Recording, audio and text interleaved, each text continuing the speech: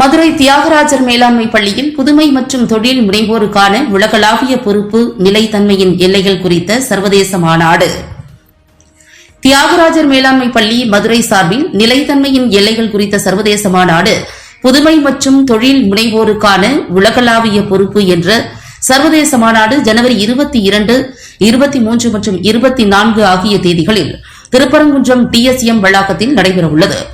இதுகுறித்து நடைபெற்ற செய்தியாளர்கள் சந்திப்பில் டாக்டர் மதியழகன் கூறுகையில், சிறப்புடன் நடைபெறவுள்ள இம்மாநாட்டின் நோக்கம் இன்றைய உலகம் எதிர்கொண்டு வரும் மிகப்பெரிய சவால்கள் சுற்றுச்சூழல் பாதுகாப்பு, திடமான வளர்ச்சி, புதுமை, தொழில் முனைவோர் வளர்ச்சி, இந்த அனைத்தையும் ஒருங்கிணைத்த உலகளாவிய பொறுப்புணர்வுடன் கூடிய தீர்வுகளை முன்வைப்பதே இந்த மாநாட்டின் முக்கிய நோக்கமாகும் என்று எடுத்துரைத்தார்.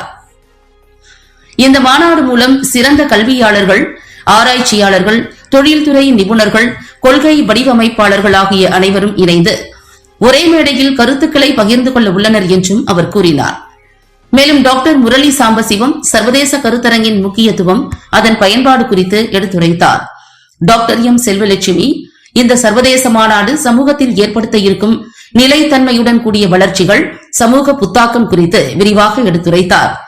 சிறப்புடன் நடைபெற்ற இந்நிகழ்ச்சியினை டாக்டர் ஷேக் ஒருங்கிணைத்திருந்தார். தொழில் முனைவு வளர்ச்சி, அதுக்கப்புறம் பார்த்தீங்கன்னா இதோட யார் ஃபோக்கஸ் பண்ண போறாங்கன்னா கல்வியாளர்கள், ஆராய்ச்சியாளர்கள், தொழில்துறை நிபுணர்கள், அப்புறம் கொள்கை வடிவமைப்பாளர்கள் அப்படின்னு சொல்றோம். இதோட முக்கியமான நோக்கம் என்னவா இருக்குன்னா, தேசிய மற்றும் சர்வதேசமான கீனோட் ஸ்பீக்கர் வராங்க. இது வரைக்கும் 850 பேப்பர் வந்திருக்குது, 21 கண்ட்ரிலேருந்து வந்திருக்குது. இதோட ஃபோக்கஸ் என்ன இருக்குன்னா, இந்த 850 பேப்பரோட ஃபோக்கஸ் எப்படி இருக்குன்னா, சஸ்டைனபிலிட்டி இருக்குது, இன்னோவேஷன் இருக்குது, அதுக்கப்புறம் பார்த்தீங்கன்னா இன்னோவேஷன் சேர்ந்து ஆண்டர்பிரினர்ஷிப் சேர்த்து இருக்குது. சரிங்களா? இது ஒரு கல்வி சார்ந்த கருத்தரங்கு மட்டும் கிடையாது, இது ஒரு இண்டஸ்ட்ரி கருத்தரங்கும் சேர்ந்து தான் இருக்குது. மாண்புமிகு ஊடக நண்பர்களே, இத்தகைய கல்வி மற்றும் சமூக பொறுப்புணர்வு சார்ந்த முயற்சிகள் மக்களிடம் சென்றடைய மீடியாவின் பங்கு மிகவும் முக்கியமானது. இந்த மாநாட்டின் கருத்துக்கள் எப்படி இருக்குங்கன்னா, மாணவர்கள், இளம் தொழில் முனைவோர், சமூக அமைப்புகள், பொதுமக்கள் எல்லாருடைய சென்றடையணும். உங்களின் ஆதரவும் ஒத்துழைப்பும் மிகவும் அவசியம். மீடியா பார்ட்னர்ஷிப் கோரிக்கை என்னன்னா, இந்த சர்வதேச மாநாட்டிற்கான பிரஸ் மீட் வெளியிடணும். மாநாட்டின் முக்கிய நிகழ்வுகள், திடமான வளர்ச்சி மற்றும் சமூக பொறுப்பு சார்ந்த செய்திகள் ஆகியவற்றை மக்களிடம் கொண்டு சேர்க்க வேண்டும். மீடியா பார்ட்னராக தங்களின் ஆதரவை மனமாற நாங்கள் கோருகிறோம். ஸோ இந்த தியாகராஜர் ஸ்கூல் ஆஃப் மதுரை எப்பொழுதும் கல்வி, ஆராய்ச்சி மற்றும் சமூக வளர்ச்சிக்காக செயல்பட்டு வருகிறது. இந்த FOS 2026 GRIE சர்வதேச கருத்தரங்கின் மூலம் திடமான வளர்ச்சிக்கான சிந்தனைகள் சமூகத்தின் பல்வேறு நிலைகளுக்கும் சென்றடையும் என நம்புகிறோம். மீண்டும் ஒரு முறை இங்கு வந்துள்ள இந்த 3 நாள் நடக்கிற இந்த கருத்தரங்கு ஏதோ ஒரு இடத்துல வந்து கொஞ்சம் ஃபிக்ஸ் பண்ணோம். ஒரு ஆளுக்கு ஒரு விஷயம் ஓகே, இன்னைக்கு நம்ம இவ்வளவு நடந்துருக்கு பார்த்தீங்கன்னா, இன்னைக்கு ஒரு தண்ணியை நம்ம சேர்த்து வைக்கணும். எதுக்கு தண்ணியை சேர்த்து வைக்கணும்?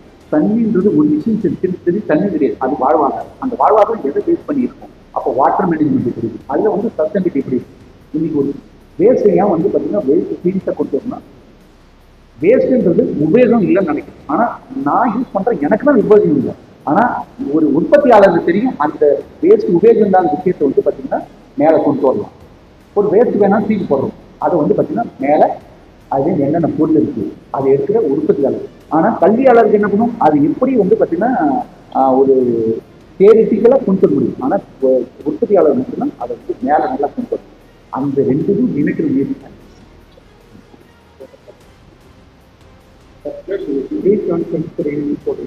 சார் இதுல இன்னொன்று சார், இந்த கருத்தரங்குல ஒரு ஐடியா, புது ஐடியா, அப்புறம் ஒரு நல்ல ஒரு கனெக்ஷன், அது நெட்வொர்க்கிங் சொல்லலாம். எப்படின்னா கல்வியாளர்கள் அந்த உற்பத்தியாளர்கள், அப்புறம் கல்வியாளர்லேருந்து இன்னொரு கல்வியாளர்கள், அது இருக்கும், கல்வியாளர்லேருந்து சமூக ஆர்வலர்கள், அதுதான் இருக்கும். இது அத்தனையும் வந்து ஒரு நேஷனல் லெவல் இல்லாமல் இன்டர்நேஷனல் லெவலும் கொண்டு இதுதான் செஞ்சு வரணும்.